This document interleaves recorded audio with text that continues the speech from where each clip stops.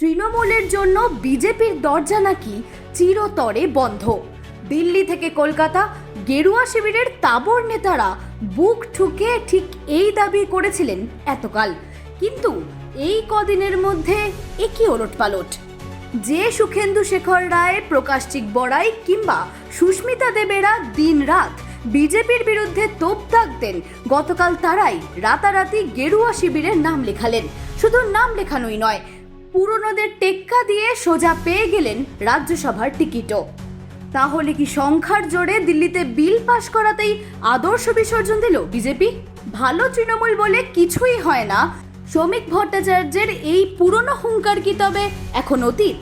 আর কেন্দ্রীয় মন্ত্রী সুকান্ত মজুমদার যে প্রকাশচিক বড়াইকে গরু পাচারকারী বলে কটাক্ষ করেছেন, তাকেই যেভাবে বিজেপিতে নেওয়া হলো, তাতে কি আদি বনাম নব বিজেপির গৃহযুদ্ধ এবার চরম আকার নিতে চলেছে? এই সমস্ত বিস্ফোরক প্রশ্নে আজ আমাদের মুখোমুখি হয়েছেন রাজনৈতিক বিশ্লেষক নীলাদ্রি ব্যানার্জি। আমি প্রথমেই জানতে চাইব, বিজেপি নেতৃত্ব বারবার বলেছিল যে তৃণমূলের জন্য সম্পূর্ণভাবে দরজা বন্ধ, কাউকে নেওয়া হবে না। কিন্তু গতকালই সুখেন্দু শেখর রায়, প্রকাশচিক বড়াইক এবং সুস্মিতা দেব বিজেপিতে এলেন এবং সরাসরি রাজ্যসভার টিকিটও পেয়ে গেলেন। দলের এই ইউটার্ন কি পুরনো বিজেপি কর্মীরা মেনে নিতে পারছেন? এই বিষয়ে আপনাদের কি দৃষ্টিভঙ্গি?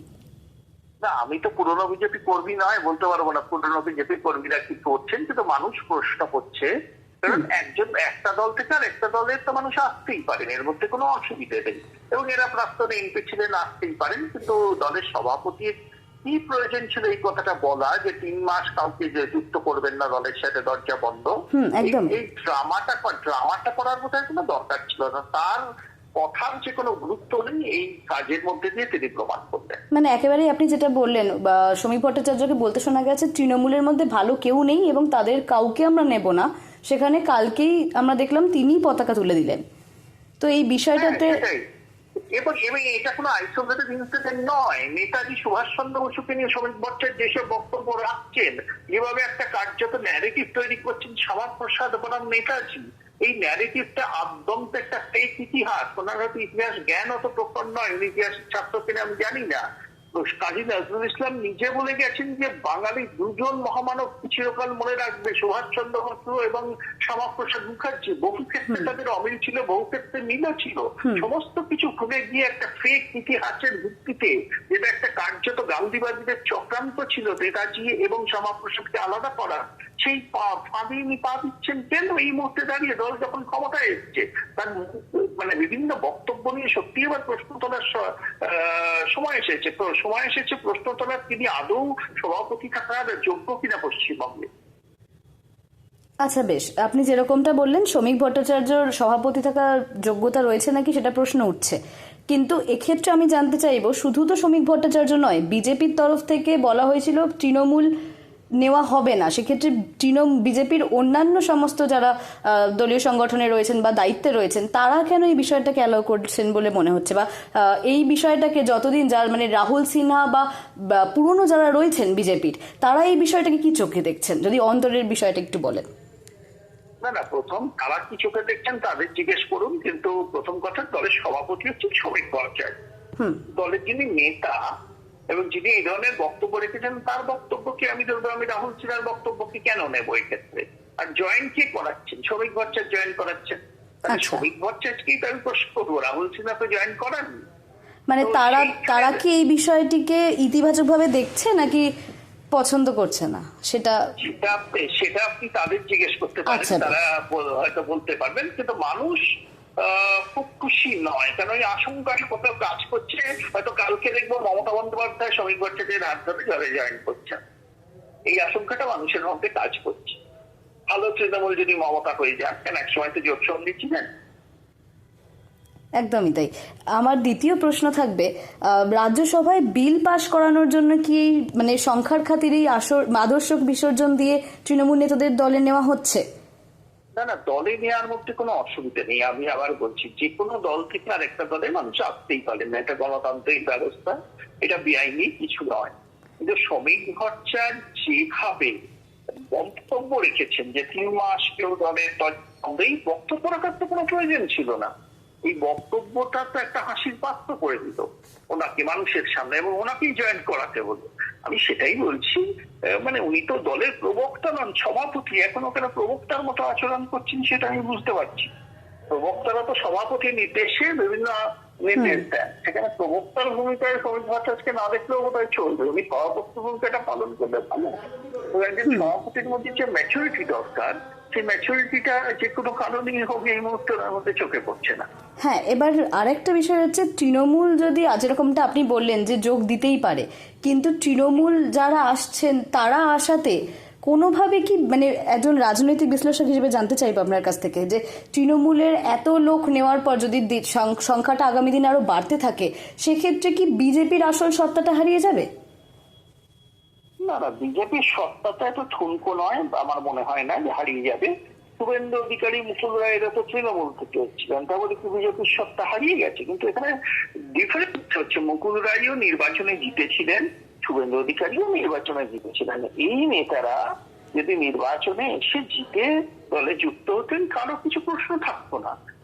নন্দীগ্রামে উপনির্বাচন হবে, আরো কিছু জায়গায় উপনির্বাচন হবে, সেখানে তারা জিতে আসতে পারতেন, কেউ কোনো প্রশ্ন করতো না। কিন্তু এই মুহূর্তে দাঁড়িয়ে ওনারা যেটা করলেন সেটা কিন্তু দলকে কিছুটা কলঙ্কিতই করলো, এটুকুই বলা যায়। একদমই। আর একটা লাস্ট প্রশ্ন আমি করতে চাইবো, সুকান্ত মজুমদার, কেন্দ্রীয় মন্ত্রী সুকান্ত মজুমদারকে কিছুদিন আগেও প্রকাশিক বড়াইকে গরু পাচার বলে সম্বোধন করতে। তো এরপরে তারপর সেই প্রকাশিক বড়াই কি তৃণমূলে এবং রাজ্যসভার প্রার্থী, বিজেপিতে এবং রাজ্যসভার প্রার্থী। মানে এই বিষয়টা শুধুমাত্র আপনি যেরকমটা বললেন রাজ্য সভাপতি সমীপ ভট্টাচার্যের বিষয়, কিন্তু অবশ্যই তার পাশাপাশি সুকান্ত মজুমদারের বিষয়টাও যাকে বললেন তাকেই নেওয়া হলো।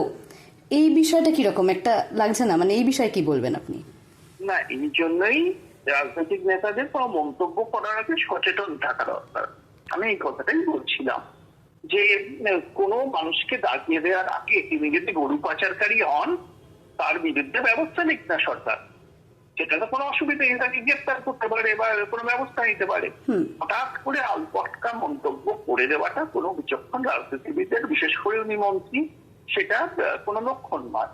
আমি এক্ষেত্রে বলবো, শুভেন্দু অধিকারী কিন্তু একটা দৃষ্টান্ত স্থাপন করছে। এভাবে উনি রাজ্যকে নেতৃত্ব দিচ্ছেন নতুন সরকারের, খুব স্পষ্ট তার অবস্থান, এবং তিনি সুশাসনের উপর জোর দিচ্ছেন বারবার, কোন রকম কম্প্রোমাইজ না করে। এবং এই সুশাসন প্রতিষ্ঠার জন্য যা পদক্ষেপ নেওয়ার, সেটা এনকাউন্টার হোক, শিল্পায়ন হোক, এটাই তিনি কিন্তু সে পদক্ষেপ নিতে দ্বিধা করছেন না।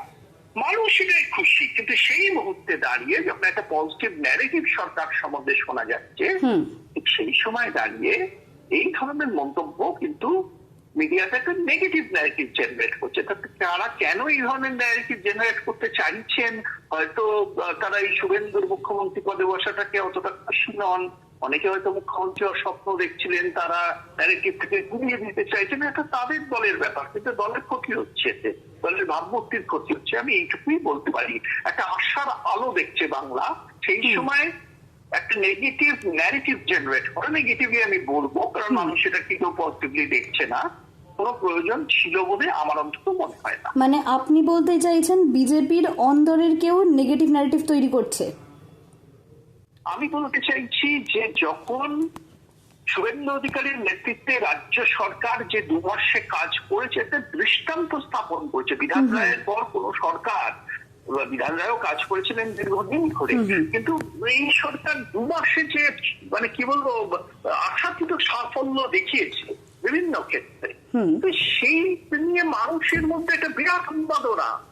সেই সময় দাঁড়িয়ে একটা নেগেটিভ ন্যারেটিভ জেনারেট করার কোনো প্রয়োজন ছিল বলে আমার মনে হয় না। এটা যদি আইসোলেটেড ইনসিডেন্ট হতো আমি কিছু বলতাম না, কিন্তু নেতাজি এবং শ্যামাপ্রসাদকে নিয়ে যে বিতর্কটা তৈরি করা হয়েছে, সেই বিতর্কটার কোনো প্রয়োজন ছিল না।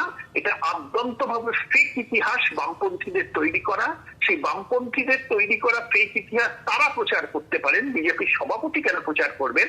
এই প্রশ্ন বোধহয় এবার তোলার সময় এসেছে। বাঙালি নেতাজিকেও শ্রদ্ধা করে, শ্যামাপ্রসাদকেও শ্রদ্ধা করে, এই দুজনের মধ্যে বিভেদের রাজনীতি করার ট্রেনটা কিন্তু বামপন্থীদের কোনো বিজেপি সভাপতির সেটা কাজ নয়।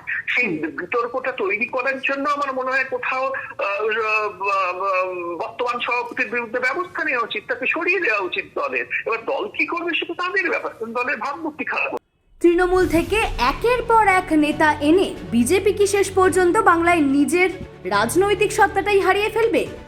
সব যদি তৃণমূলই হয়ে যায়, তবে যে কর্মীরা মার খেয়েও দলের পতাকা ধরে রেখেছিলেন তাদের ভবিষ্যৎই বা কি? শুধু তাই নয়, আগামী দিনে শ্রমিক ভট্টাচার্যের বিরুদ্ধে দলের আর কেউ সরব হন কিনা সেটাই হয়ে উঠেছে সবচেয়ে বড় কৌতূহলের বিষয়। অঙ্কিতা পালের রিপোর্ট, হেডলাইন্স, কলকাতা। অনেকের প্রশ্ন থাকে যে জন্ডিস ধরা পড়লেও কি ফাইব্রোস্ক্যান করার প্রয়োজন আছে? নমস্কার, আমি doctor Subhadeep Laskar, senior consultant gastroenterologist, Vivacity multi speciality হসপিটালের সঙ্গে যুক্ত। যেসব জন্ডিসে ফ্যাটি লিভারের জন্য যে জন্ডিস হয়, ইউজুয়ালি আনকনজুগেটেড হাইপারবিলিরুবিনিমিয়া, ফাইব্রোস্ক্যান করার প্রয়োজনীয়তা আছে। ফ্যাটি লিভার লিভার ফ্যাটের মাপটা নেওয়ার জন্যই ফাইব্রোস্ক্যান করা, এবং লিভার স্টিফনেসটা এস্টিমেট করার জন্য আমরা এলএসএমটা দেখি। তো ফাইব্রোস্ক্যান করলে চিকিৎসাতে বিশেষ সুবিধে হয়। ভিভাসিটি হাসপাতালে আমি রয়েছি, আমার টিম রয়েছে। আপনাদের যে কোনো সমস্যায় আপনারা এগিয়ে আসুন, নিচের দেওয়া এই নম্বরটায় যোগাযোগ করুন। আপনাদের fatty liver, FibroScan, liver cirrhosis সম্বন্ধে যদি কোনো জিজ্ঞাসা থাকে আপনারা যোগাযোগ করুন, আমরা আপনাদের সাহায্য করতে সঙ্গে সঙ্গেই এগিয়ে আসবো। নিচের দেওয়া এই লিঙ্কটায় ক্লিক করে আপনাদের প্রশ্নটি রাখুন, আমি বা আমার টিম মেম্বারের যে কোনো একজন আপনাদের সঙ্গে সমস্ত রকম সহযোগিতা করবেন এবং আপনাদের সমস্ত প্রশ্নের আমরা উত্তর দেব এবং সবিস্তারে আপনাদেরকে জানাবো। নমস্কার।